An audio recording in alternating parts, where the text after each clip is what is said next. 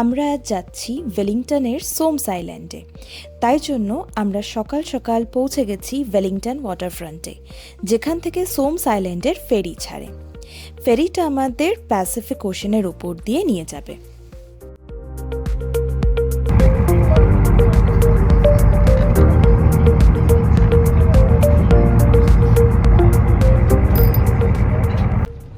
আজকের ওয়েদারটা খুব সুন্দর, না সানি না রেনি, একদম পারফেক্ট ওয়েদার ফর ট্রাভেলিং।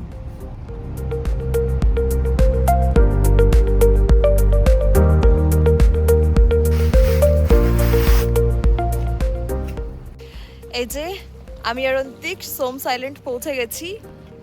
এখানকার ভিউ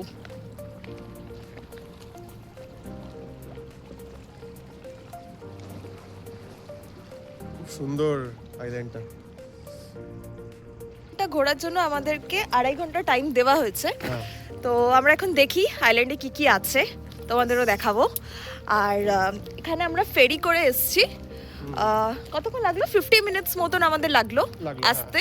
তো ফেরিটা ওখানে যাচ্ছে, চলে যাচ্ছে ওটা।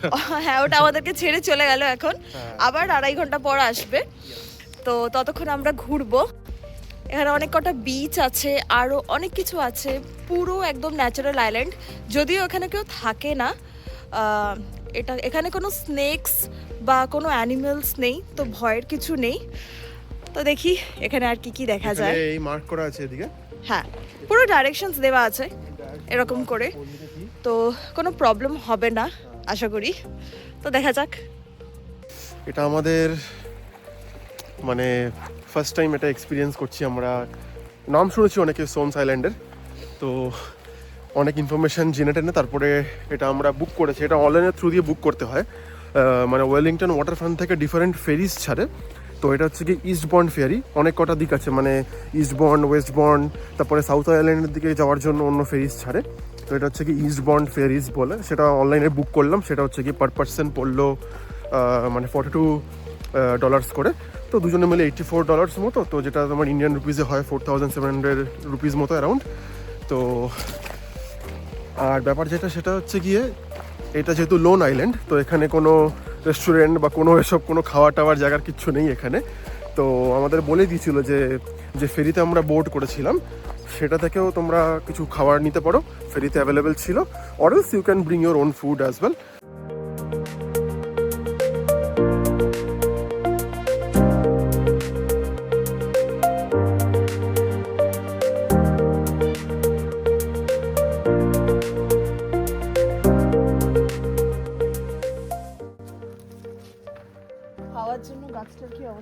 হ্যাঁ, ওয়েলিংটন যেহেতু মানে উইন্ডি ওয়েলিংটন নামে জানা যায় আর কি।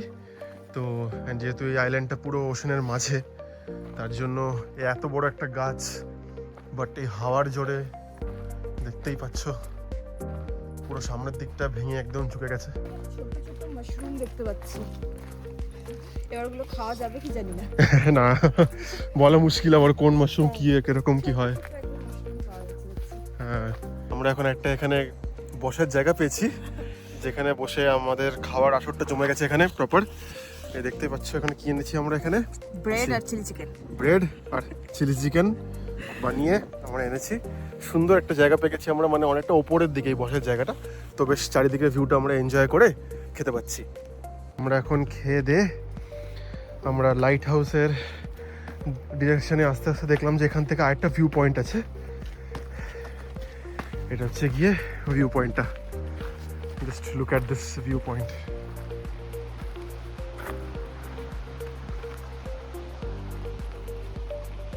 এই দেখুন, এখানে আমরা এই জায়গাটা একটা ছোট্ট মানে বিচ কাইন্ড অফ বলা যেতে পারে এটা। আমরা এখানে পুরো ন্যাচারাল একদম ওশানের প্রপার শেলসের যে স্ট্রাকচারটা ওটা আমরা পেয়েছি।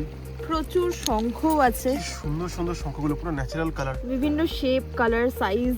হ্যাঁ, এই যে এইটার একবার কালারটা দেখুন, মানে পুরো জানি না ক্যামেরা কতটা জাস্টিফাই করতে পারছে, বাট ইটস বিউটিফুল, মানে পুরো ন্যাচারাল কালার্স। দেখুন, আমরা আরেকটা ছোট শঙ্খ পেয়েছি, এটা আমরা দেখাতে চাইলাম বিকজ এই শঙ্খটার মধ্যে আরেকটা ছোট শঙ্খ, মানে এটা ভেরি রেয়ার।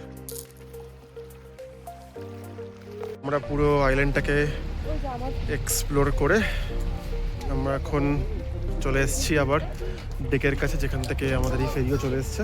আমরা এখানে অনবোর্ড করব। এই যে আমাদের Wellington harbour ferry, east versus west, east west ferry বলে এটাকে, ইস্ট বর্ন। তো এবার এটাতে করে ব্যাক করবো আমরা। খুব সুন্দর হলো এক্সপিরিয়েন্সটা, মানে অসাধারণ লাগলো এক্সপিরিয়েন্সটা। এখন আমরা এই আইল্যান্ডটাকে বাই বাই বলে ফিরবো আমাদের ওয়েলিংটনে।